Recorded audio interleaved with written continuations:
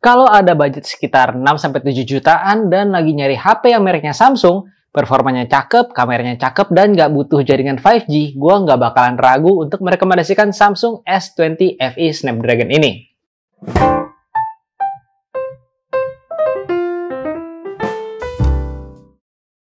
Dari segi desainnya, S20 FE tampil dengan desain kompak dan sedikit melengkung di bagian belakang yang bikin HP ini cukup nyaman dipegang dengan satu tangan aja.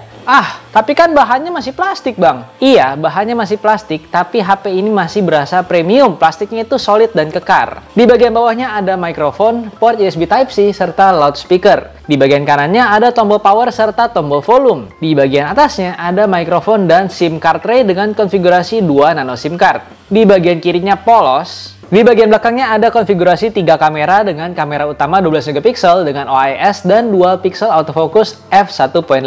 Kamera ultrawide 12 MP f2.2 dan 8 MP telefoto 3 kali dengan OIS dan f2.4 yang bisa digital zoom hingga 30 kali. Tapi gue pribadi nggak pernah pakai ya. Kamera BAM-nya juga masih ada, tapi ya nggak tebel-tebel amat lah, mirip kayak S20. Di bagian depan ada kamera selfie 32 MP dengan f2.2. Layarnya menggunakan panel Super AMOLED 6,5 inci beresolusi Full HD Plus dengan kerapatan 407 ppi dan refresh rate maksimal di 120 Hz yang sudah mendukung HDR10+. Yang di tangan gue ini yang RAM-nya 8GB LPDDR5 dengan storage 128GB. Ada juga yang pilihan 256GB kalau kamu butuh kapasitas yang lebih besar. Semua ini ditenagai oleh baterai sebesar 4500 mAh dengan teknologi pengisian daya fast charging 25W. Tapi seperti biasa dalam paket penjualan kamu bakalan dapat kepala charger 15W, kabel data, buku panduan, SIM card ejector, dan HP-nya sendiri yang sudah dipasang screen guard bawaan dan nggak ada soft case. Nah, kenapa HP ini bisa gue bilang worth it banget di harganya? HP ini memiliki spesifikasi yang bisa dibilang masih bagus untuk tahun ini walaupun chipsetnya masih menggunakan chipset tahun lalu yaitu Snapdragon 865. Untuk Android-nya, HP ini menggunakan Android 11 dengan One UI 3.1 dan Samsung menjanjikan update software selama 3 tahun. Fiturnya juga sepertinya nggak ada yang dikurangi ya. Selama gue pakai si S20 FE ini fiturnya mirip sama S21 ataupun N20U yang biasa gue pakai. Jadi ya fiturnya masih fitur flagship. Bahkan ada juga Samsung DeX baik dengan kabel ataupun wireless. Untuk hasil fotonya seperti ini ya. Gue pribadi suka akan hasil fotonya terutama hasil dari kamera utamanya.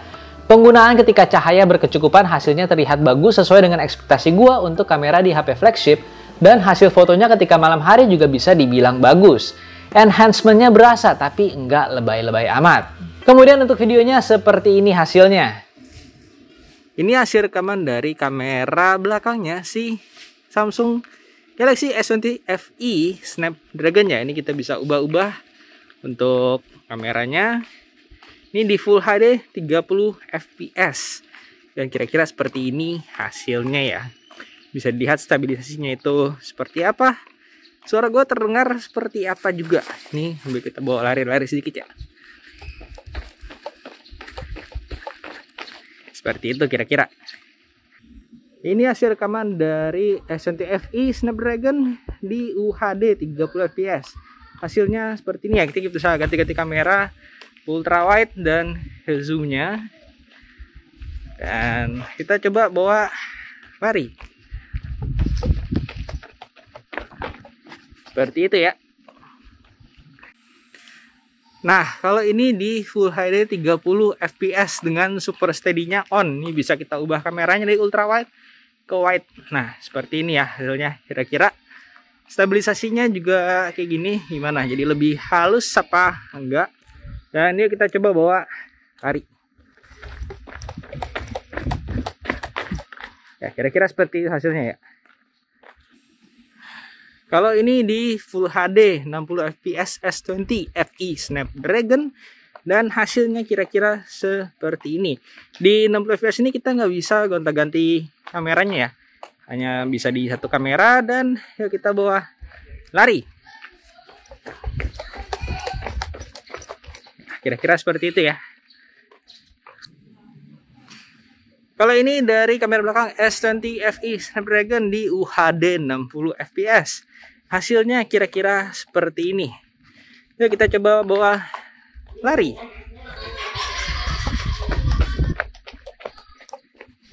Begitu.